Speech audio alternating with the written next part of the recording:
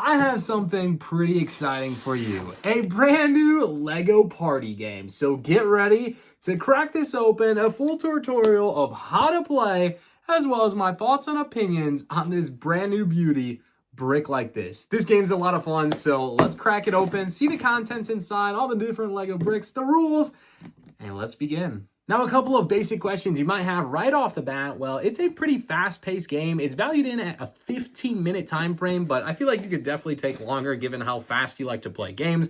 And it is for 2 all the way up to 8 players. Now, the cost of this is $20, which I feel like is a really good price point for a board game nowadays. So I'll link this in the description below. So if you are convinced to pick this up for a game night, well, you have the option to pick it up and do so. I've always been a big fan of boxes, and this one clearly has the LEGO logo stamped on it. Bright yellow, pink, and blue. It really does draw your attention. It has some LEGO bricks on the front cover, as well as some playing cards that looks like we might be building shapes to maybe race against other opponents. Now, it is labeled as fast talking and fun building, and I think it's exactly that. If you go ahead in the back of the box, you'll see some of the descriptions on what goes on, but I'll break it down for you throughout the entire video. As we go ahead and open our box up, inside we'll be greeted by a Opinion Matters card for you to leave a review.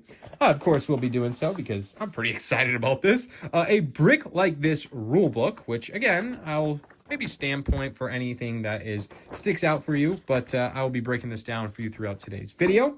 We will also get a whole package of playing cards.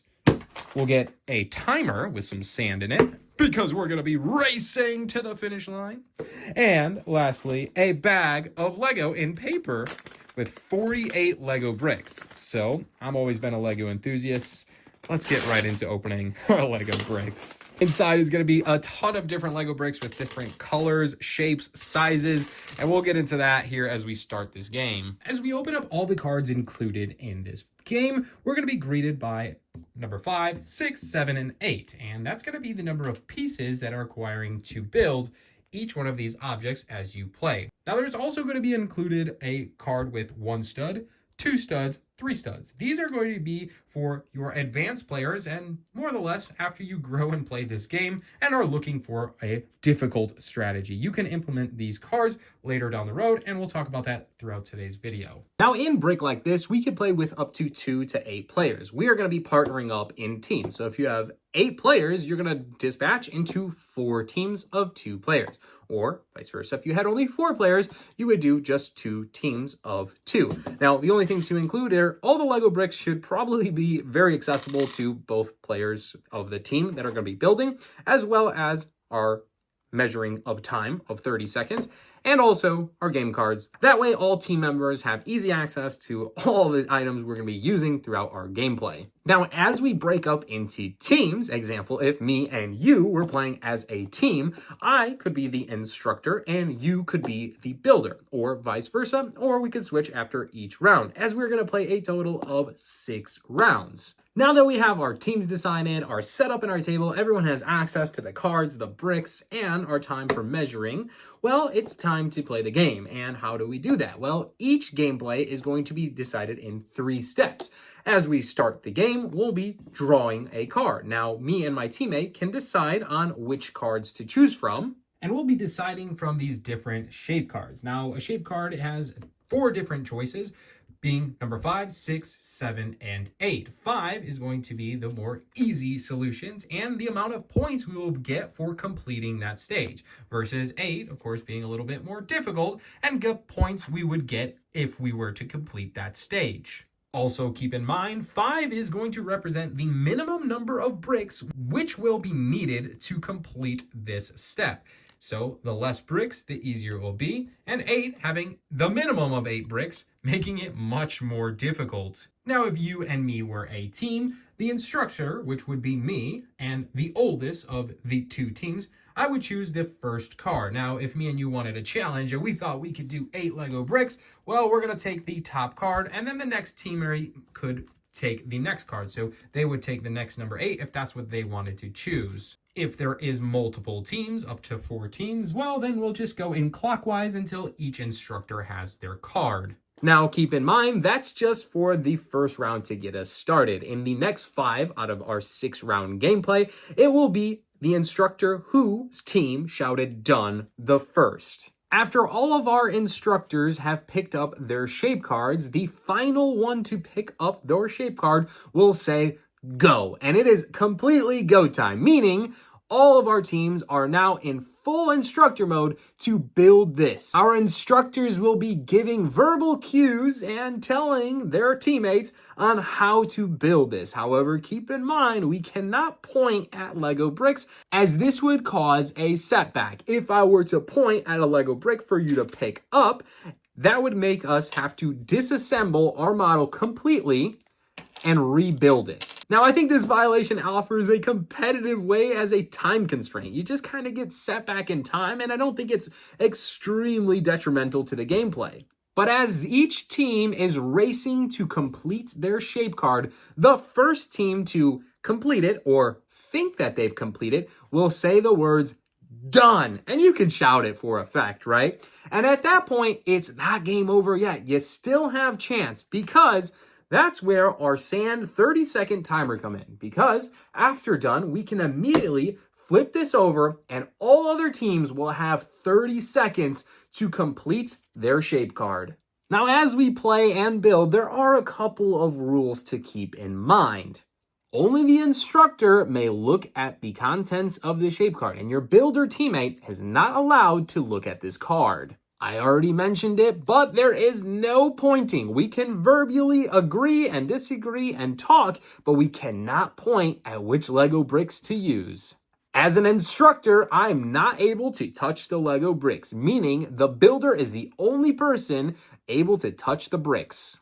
To keep all bricks accessible to other players, the builder is only allowed to take the bricks that the instructor has designated. All unused bricks must be returned to the middle section. That way, all team members of other groups have access to the bricks they need to complete their shape cards. But as we were going over the rules, we were done and we ran out of time. So let's see who gets any points for completing their shape cards. Since our timer ran out, it's time to place our builds on top of the shape cards. So if team number 1 chose this card right here and they got the shape correctly, well, they'll get to keep their point card and we'll add it at the end of the 6 rounds to complete our final scoring. Now, it is recommended that you hide your points card. That way your other teammates don't know just how many points you have. Here's the other variant where I chose the 8 points card, and it looks like we have a completed module that lines up perfectly and we would be able to keep this. We're already 8 points ahead. Now, if we were unable to get this structure correctly, well, then we would simply return this card to the bottom of the deck and we would not get any points that round. So if we played all full 6 rounds and we are able to complete 5 of the challenges, we would have a total of 30 points for this gameplay. Now, you can also play if you have an odd number of players. In this case, you'd have a builder and instructor, just like we had previously, as well as an observer. Now, as the observer, you would do just that. You would observe that game, and then you guys would switch roles at the end of the turn, allowing each and every player to get a turn at a different role. So say we only had 3 players, but still wanted to play, we could do that by having an instructor, a builder, and an observer.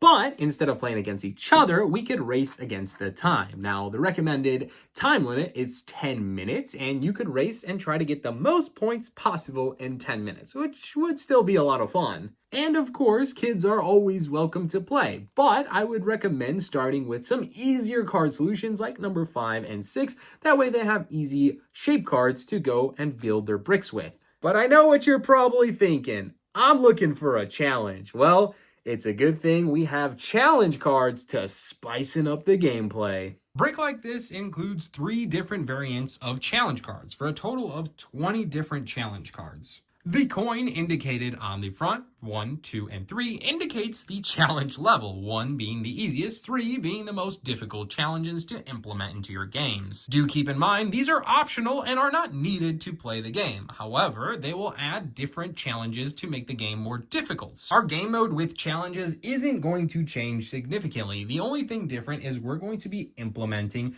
the challenge cards. So we still are going to have 6 rounds. The shape cards, the observer, the instructor are all going to stay the same. However, we are going to be lining up 6 rounds of different challenge cards. Now, for example, all 6 rounds are going to be as follows. Round 1 is going to have the easy difficulty challenge mode. Same with round 2. Now, round 3 will move up and increase the difficulty, as well as round 4 and round 5. And finally, round 6 will have the highest difficulty with the 3 difficulty level challenge card. So instead of a 3 function round, we are going to have 4. We're going to reveal the challenge card. In this case, we're not allowed to say which colors to use. For example, I could not say there's a red 1x4 Lego brick. Our second movement is going to be with our team communication to pick a shape card. As follows, the next step will be to build the shape card, giving verbal cues for our teammate to build and construct. And finally, the first team to win and victoriously be done and have their correct shape models will get the points of the cards. The only difference in points scored is going to be the first team that shouted done and has a correctly builded model will additionally get this challenge card to add to the score at the end. Now, if they get it incorrectly, the other teams that potentially got it correctly do not get this card. So the first team to complete this has the potential to get the extra points, and all other teams will not have the opportunity to get it. Therefore, if the first team was done and incorrectly got it, well, this card would just get shuffled back in to the bottom of the deck. And the challenge cards can be really difficult. Like this one has no visibility, meaning as the builder, you guys have to keep your eyes closed the entire time and build without looking at the bricks. Now here is a depiction and breakdown of every single one of the 20 challenge cards. You can pause the video to read them, or if you pick up the game, well, you can read the instructions as you're playing. Let's pretend our shape card is this one with the number 6 on it. We could use verbal cues to potentially establish this build. Now, I'm going to be looking to start in the bottom left corner. There's a 1x2 brick with a hole in it. However, say you don't know and keep up with a lot of the lingo, well, you could say a Lego brick with a hole in it. And there isn't a whole lot of options other than the 1x2 brick with a hole in it. So now you can basically say, well, the same size brick, but no hole. And this would be the only other brick to line up that bottom whole row. Now, the next brick that looks pretty difficult is this very slanted one. So you could say a triangle brick, a pyramid brick, or a sloped element. Now, your teammate might grab this one and you say, no, that's not sharp enough. Well, then they might grab the smaller variation, which is this one. However, this is not the right size. So you could say, no, the larger slope. Finally, they might grab the right brick. Now, for orientation, the brick with the hole in it, it goes right next to the brick that's the same size. On top of that, in the middle of them, to interlock them, is the sloped brick. And then you, as my teammate and the builder, might actually follow suit and get that starting piece. And we'd continue to work and work until we finally get, hopefully, a completed shape card. Of course, the hard part, racing against the time, as well as other teams. Now that I've showed you how to play Brick Like This, it's time to compete for the Grandmaster. My final thoughts and opinions are this game is a lot of fun. It's super high paced, it's fast, it's energized, and it's a lot of fun to play with 4 to 6 to even 8 players. I haven't really played a Lego game like this, and shout out to Asmodee for putting together something so great. But I'm curious to see what you have to say in the comments below. If you have any questions on gameplay, how to play, how to get started, where to find it, leave a comment, drop a comment, and I'll be sure to answer that in the future. And of course, if you're looking for Brick Like This, check out your local stores or check the links in the description to pick up a copy. Thanks so much for watching. I hope you enjoyed it. Subscribe so you don't miss out on future Lego content, and we'll see you in the next one.